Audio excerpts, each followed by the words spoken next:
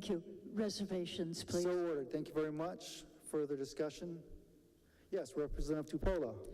Ruling on a potential conflict. Please state your potential conflict. My father is a judge. No conflict. And please note my opposition. So noted. In opposition. A few comments. Please proceed. So from what I understand, there are possible constitutional contract clause violations with this bill as currently written. In the committee, the judiciary testified that they weren't aware that any other group of employees, that a bill like this has ever been written for any other group of employees for a contract changes already agreed upon for retirement, meaning that this bill changes retirement benefits for judges who are already agreed upon with their contract for retirement. Thirdly, the ERS testified that there's no significant fiscal impact if we do this.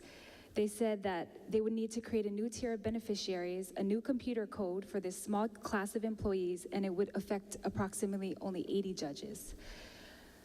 Fourth, it's changing the retirement age to 60 and reducing the benefit multiplier, which also would discourage new judges from entering an understaffed field and encourage older judges to retire early rather than face reduced benefits. Fifth, we would lose our most experienced judges. Who would train the next generation coming?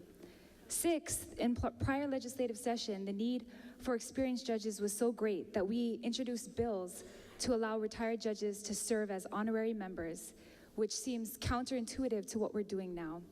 And lastly, there were 0 testifiers offering testimonies in support for this bill.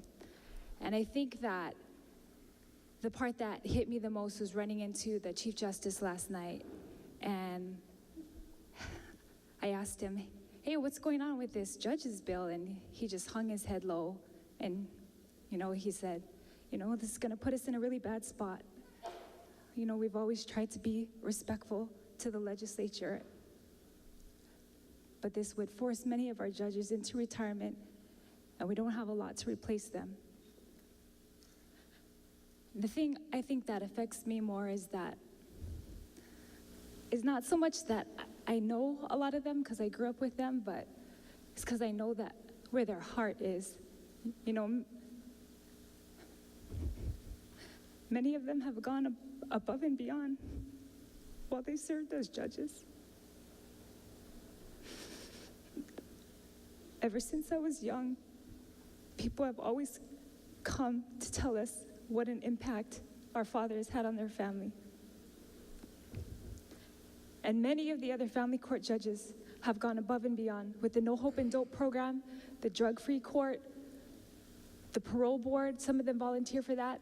Judge Town is retired and he still runs nonprofits for youth because they love these kids, because they see them every day in court and they want to help more. And it concerns me because there needs to be a way for them to mentor the next generation coming, but why would they come if there's no incentive for them to become a judge?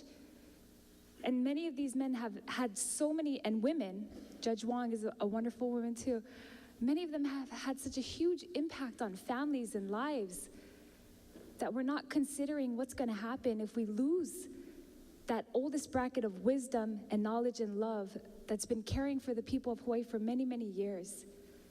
My concern is the hole that it's going to leave, because I know that it's not only impacted my life, because I really don't know what my dad does at work. He doesn't talk about it, but so many people have told me of what kind of impact they've had because they've gone above and beyond doing what they've been asked to do, because they know the impacts that all of these things have done to families, specifically in the family court.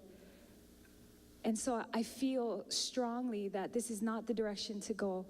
And I feel for the Chief Justice, because he's a good man. And he's trying so hard to do good things for Hawaii. And so I'd hope we would consider the fact that this is affecting people who never had a chance or a say. And all of a sudden now all of their retirement benefits are changed. And now at least 80, if not more, will be forced into retirement. This is something really big for our courts. And we're talking about laws that we want them to enforce.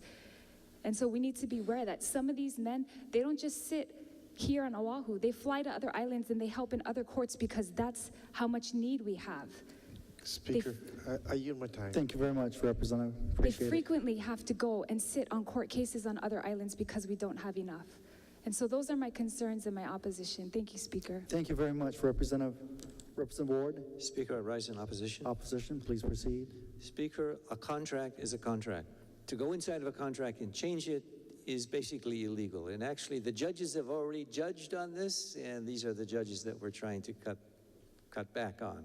So I think the saying is, judge not that ye be not judged. This is not a good bill. Thank you.